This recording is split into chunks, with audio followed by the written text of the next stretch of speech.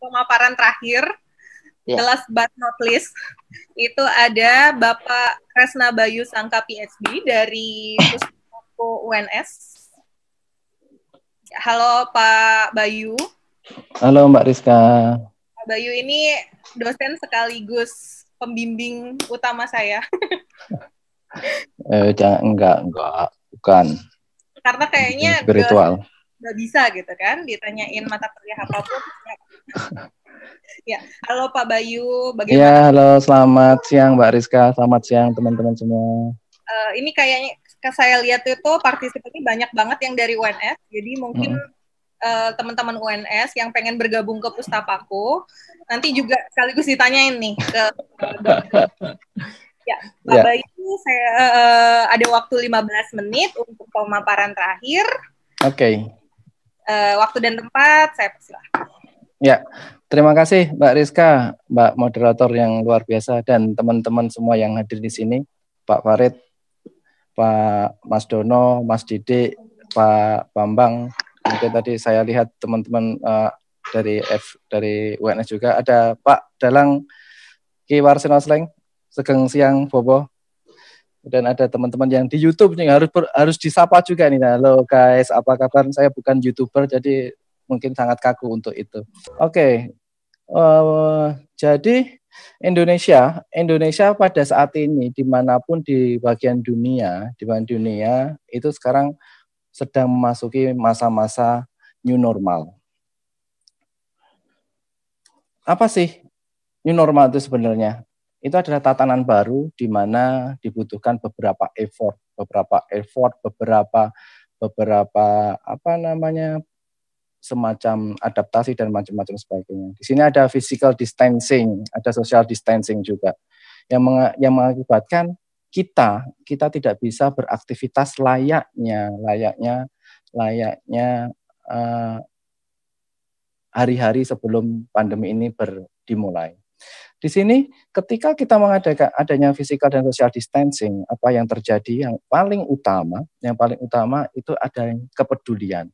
Kepedulian perlu kita ingat, kepedulian itu merupakan salah satu esensi dari Pancasila. Kita peduli, kita ada sila kemanusiaan yang adil dan beradab dan persatuan, di situ isinya adalah kepedulian. Adaptasi, di dalamnya adaptasi, musyawarah, kemudian kita harus, tadi Mas Gagi menyebutkan jogotongo, ada toleransi dan macam-macam sebagainya. Nah, di sini di dalam era sosial new normal ini, yang selanjutnya dilakukan adalah pemanfaatan teknologi. Ini pemanfaatan teknologi terkini, informasi, komunikasi dan lain-lain sebagainya, yang akhirnya kita menuju sesuatu yang dinamakan negara yang mandiri dan berdikari, seperti yang dikatakan para founding fathers kita pada waktu itu, menuju Indonesia yang berdikari, berdiri di atas kaki sendiri. Artinya kita tidak tergantung dengan orang lain. Apa yang bisa kita lakukan? Nah, ini mari kita lihat. Tadi next Mas Aldi. Tadi teman-teman dari Solo Bersimfoni sudah melakukan hal yang luar biasa. Kemudian dari Solo Berbagi, semangat berbaginya, selamat kepeduliannya luar biasa. Dari teman-teman HIPMI, bagaimana menggerakkan ekonomi secara masif dengan dengan tutorial, dengan pendampingan dan lain-lain. Kemudian dari Mas Gage, dari KNPI yang selalu mendampingi pemuda supaya ini saya akan mengaitkan pada sebuah kajian bahwa ternyata pada masa pandemi ini banyak sekali dana, banyak sekali pengelolaan keuangan yang tidak semestinya. Nah, ini di mana ini? Di sini saya menyampaikan ada yang namanya nilai-nilai anti korupsi. Ada 9 nilai. Di sini ada kejujuran, kepedulian, kemandirian, kedisiplinan, tanggung jawab, kerja keras, kesederhanaan, keberanian, dan keadilan. Nah, ini adalah implementasi dari sila-sila yang ada di Pancasila. Salah satunya adalah tolak gratifikasi, no korupsi. Kita harus awasi itu, pengelolaan dana desa, dana bantuan, dana. Mungkin ini kalau Mas Dono sedang berbagi itu langsung diserahkan kepada para yang butuh. Tetapi kalau dananya semakin besar, dan kita tidak bisa menyentuh langsung masyarakat. Apa yang harus kita lakukan? Di sini adalah peran pemuda, peran kita semua dalam memaknai hari lahir Pancasila dengan mengimplementasikan nilai-nilai anti korupsi ini. Gimana caranya? Nanti kita akan kita cari model, kita cari the best practice yang bisa kita lakukan. Next, Mas Aldi.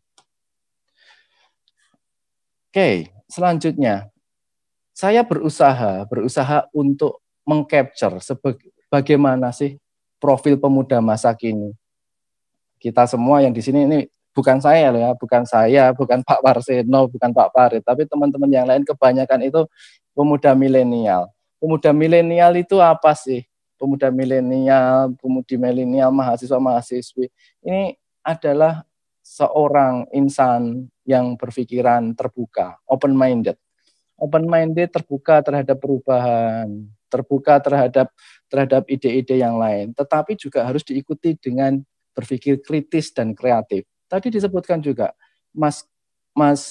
dari HIPMI, dari Mas Didik tadi menyebutkan bahwa untuk sustain di era pandemi ini kita harus kreatif dan dibarengi dengan interaksi dan berbagi. Disambunglah oleh Mas Dono. Mas Dono harus berinteraksi dan berbagi. Kita kalau sudah punya, ya kita harus berbagi dengan yang lain. Karena apa? Orientasinya pada masyarakat luas.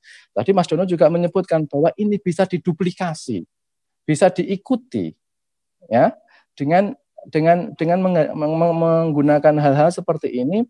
Harus dilandasi juga dengan, kemarin dipikir dengan harus ada EQ, IQ, dan SQ. Memang inilah yang dikembangkan oleh Pak Farid. Pak Farid melalui Solo Bersimfoni mengembangkan kompetensi intelektual, spiritual, dan emosional melalui nilai-nilai budaya lokal yang kemudian dikomunikasikan dan dikolaborasikan melalui apa? Melalui media Zoom bisa, melalui YouTube bisa, melalui Instagram. Mungkin nanti teman-teman bisa mengecek Instagramnya Solo Bersimfoni. Di situ banyak interaksi dan komunikasi. Gimana menggait audiens. Dan ini tujuannya adalah kesalehan sosial dan teladan kebaikan. Ya, kesalehan sosial ini apa sih? Apakah kita nggak saleh? Saleh secara agama mungkin, ya, tetapi belum tentu kita mempunyai empati, mempunyai simpati yang bisa kita sebagai pemuda masa kini kita harus terbuka, yang artinya di dalamnya ada equality dan tolerance di dalamnya. Mohon maaf, ini yang di tengah-tengah itu bukan gambar toilet ya, tapi itu gambarnya perempuan, laki-laki, dan disability, di mana kesetaraan itu adalah sama. Gitu. Oke, selanjutnya. Nah, ini dari yang dikembangkan teman-teman ini ternyata sangat-sangat luar biasa. Ya, sangat luar biasa. Kalau saya di bidang anti korupsi, apa sih yang bisa dilakukan pemuda ini? Teman-teman ini banyak, saya lihat ada banyak mahasiswa KKN yang mengikuti melalui YouTube ini. Jadi mungkin di KKN mahasiswa dari apapun jurusannya, apapun prodinya, ini mungkin bisa menerapkan ini. Semangat gotong royong untuk membawa kebaikan. Dengan cara apa? Yang pertama adalah pelajari aturan. Aturannya harus dipelajari, jangan asal ngomong. Kemudian cross check referensi. Mungkin memakai suatu desa melaksanakan anggaran desa dengan referensi ini, ternyata ada yang lebih baru. Itu harus di cross check. Kemudian ada yang selanjutnya adalah kita harus menyampaikan kebenaran, kejujuran sebagai nilai-nilai anti korupsi, dan memberikan bantuan, assisting. Bantuan, Pak, saya itu nggak bisa, Pak. Saya itu kayak gini. Ya udah, bantuan kan sampean, bantuan tidak hanya bantuan dari diri Anda, tapi oke, saya berikan bantuan, saya carikan teman yang bisa. Ya kan? Awasi pelaksanaan. Oh, ini kalau mohon maaf ini kalau sebagai intelektual muda, sebagai pemuda itu kan mempunyai jiwa keberanian. Keberanian artinya apa?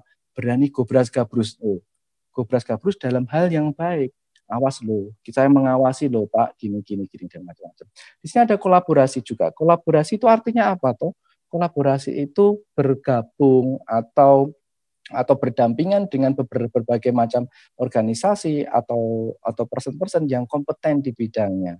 Dan itu bisa ditutup dengan yang namanya pelaporan kecurangan. Saya menyebutkan bahwa KPK sendiri sangat terbuka terhadap laporan kecurangan, laporan tindakan korupsi dan lain-lain sebagainya. Caranya gimana? Caranya ya tinggal telepon atau email. Dan insya Allah seluruh rahasia si pelapor ini aman. Jadi inilah yang dinamakan gotong royong pada saat ini, pada saat masa pandemi atau setelah pandemi yang bisa kita lakukan, yang bisa kita semua lakukan di bidang anti korupsi atau di bidang yang lainnya dengan menggunakan sebuah model seperti ini, insya Allah Indonesia akan menjadi negara yang bagus lah. Negara yang bagus, saya yakin akan semakin lebih baik daripada saat ini. Karena apa? Karena kita punya pemuda. Oke, yang terakhir, next. Dan ini Hastolaku dan nilai-nilai anti korupsi. Saya sengaja untuk menyandingkan gambarnya Hastolaku dan nilai-nilai anti korupsi. Apakah ada persamaan? Apakah bisa berdampingan? Ternyata kalau digabungkan ini menjadi sesuatu yang luar biasa. Ada toleransi, ada kebersamaan, ada kedamaian, dan ini juga sama dengan yang ada di nilai-nilai anti korupsi. Nah, jadi apa yang dilakukan teman-teman Solo Bersimfoni membentuk pemuda Hastolaku ini saya kira sangat relevan dengan apa yang diamanatkan undang-undang, yang diamanatkan Pancasila melalui pemerintah yang sekarang, yaitu dengan menegakkan keadilan ataupun dengan menggelorakan semangat anti korupsi. Bukan tidak mungkin besok modelnya Solo Bersimfoni ini bisa diduplikasi loh seluruh Indonesia. Karena apa? Karena efeknya benar-benar luar biasa. Tadi Mas Gage juga menyebutkan bahwa sekarang itu nggak ada gerapak semangat, takut kayak gitu. Kenapa harus takut? Bukannya kalau kita memberikan salam kepada orang lain, membuka silaturahmi dengan orang itu akan membuka pintu-pintu rezeki yang lain. Dan seperti itu, dan lain-lain sebagainya. Oke, saya sudah diingatkan oleh Mbak Moderator bahwa waktunya tinggal 2 menit. Yang terakhir, the last but not least, Mas Aldi, the last but not least, terima kasih atas partisipasinya dalam webinar virtual ini. Kita berjanji pada diri kita sendiri untuk tidak melakukan korupsi. Kita berjanji pada diri kita sendiri bahwa kita akan bisa memaknai semangat yang terkandung dalam Pancasila dengan berbagai kegiatan positif. Saya menyitir sebuah ular Jawa. Ular Jawa, mungkin mohon maaf ini Pak Sleng, nanti kalau salah mohon dibetulkan. Itu ada urip kui urup. Hidup itu adalah untuk memberikan manfaat, dan manfaat yang apa? Manfaat yang bagus untuk memayu hayuning bawono, artinya bermanfaat bagi dunia dan seisinya. Terima kasih atas kesempatan yang diberikan. Semoga kita bisa bertemu di lain kesempatan. Terima kasih. Luar biasa Pak Bayu. Mungkin saya sedikit mengutip bahwa gotong royong kalau anti korupsi juga nggak bagus gitu ya Pak ya. Walaupun dalam niatnya solidaritas, ngasih contekan bareng, terus dibagi rame-rame. Tapi kalau perbuatan kita yang digotong royongin nggak bagus, alhasil gotong royong yang tadinya nilai bagus, jadi nggak bagus, gitu ya Pak.